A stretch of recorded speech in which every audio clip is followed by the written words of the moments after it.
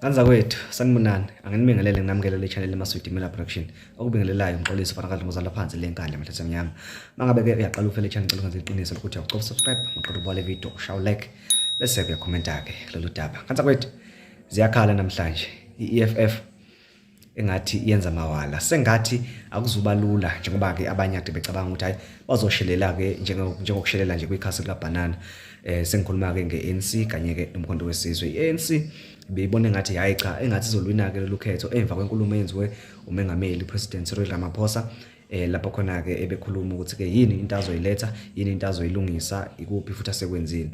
So uMalema uRamaphosa usenzelile ke into enjenge grant le yokuhlala ekhaya bekubizwa ke ngo-R350 uye futhi wayikhuphula ke ne grant ngiyacabanga ukuthi 2020 noma 2019 sengikhohliwe ke isiqiniseko ngisenaso. So bebona ukuthi hayi engathi impela abantu bazodlalela into enesana sakhe lolu khetho kanti futhi nomkhonto wesizwe emva ukuthi ke ubeke ne veteran ubaba ko Jacob Gelesihlekisa Zuma babone ngathi hayi bazolwina ukhetho njengoba wonke umuntu bese kwabutheleka ngapha ke kuyona ke iMK ikakhulukazi ke abantu bale kwaZulu Natal.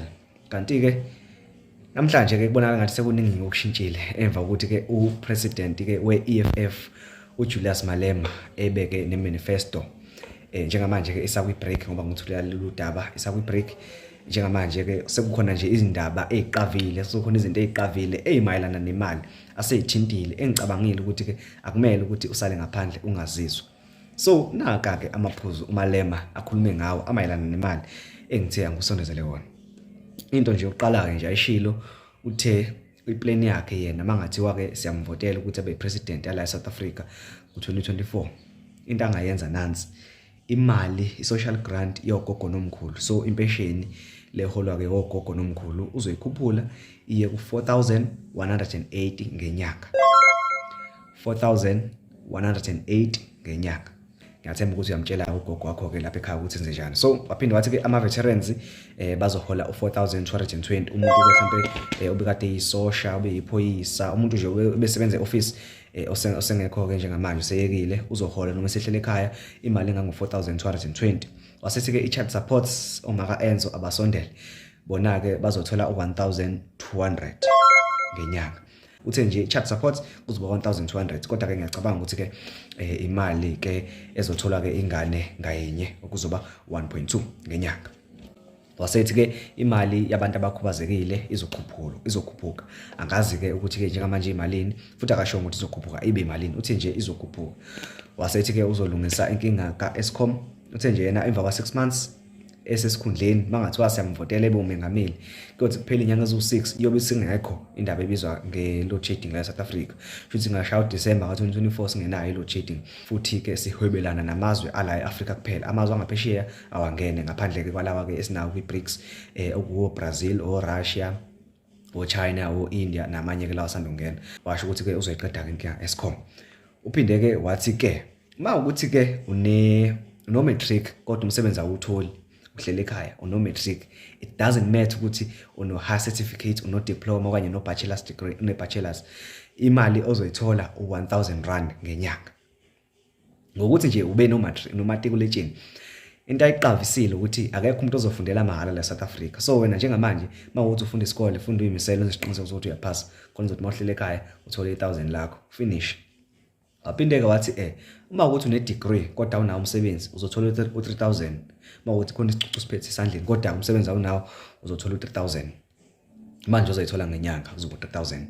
Wathi ke uma ukuthi une honors degree kodwa umsebenzi awunawo uzothola futhi nawe u4,000 une honors degree kodwa umsebenzi awunawo akekho umuntu ozofundela mahala la South Africa mangaphathi uMalema uzothola u4,000.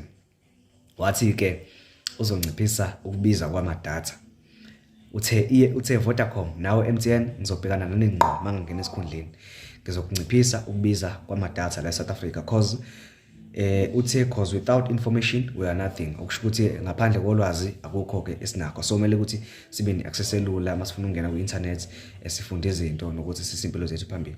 Asazi ke ukuthi ke ukuba ne-access ye-data elula kuzosiza phambili kuphela yini akukho la kuzosicindezela khona. Ugcwaliseke ngokuthi ke uma ngabe ngaba semsebenzini engaba ke semandleni engakhanda imisebenzi eyi1 million ngonyaka owodwa vo efikile 1 million jobs in a year ngokwakha imigwaqo ngokulungiswa nje kwemigwaqo kuphela la South Africa engakhanda umsebenzi e1 million. Aphinde wathi ke 4 million umsebenzi ke angayenza ngokwe housing kanye ke nokwemigwaqo. Kuthiwa ke usho ukuthi ke mayilungisa imigwaqo kanye ke nezindlu engakhanda imisebenzi e4 million la South Africa. Ucabange ke ngoba siwu 64 million plus yena ke uthi ke engakhanda imisebenzi ke e4 million la eMzansi Afrika. So at least kukhona ke akakuvezayo kungenzeka. Wasegcina ngokuthi ke ufuna ukuthi ke ezokuphepha iqine kakhulu eMzansi Afrika. Ubuze nokubuza ukuthi nje kulabantu abagcwele lapha nemabhedu ubani uthi yena uhlangane nephoyisa lenza umsebenzi wakhe.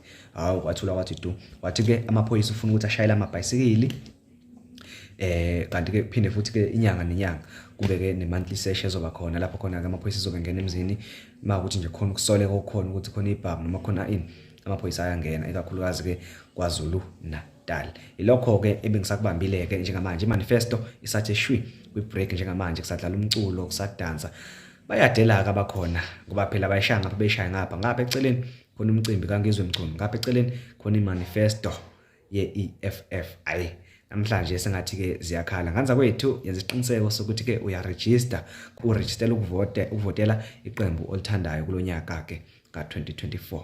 Ngiyabonga, sale kahle.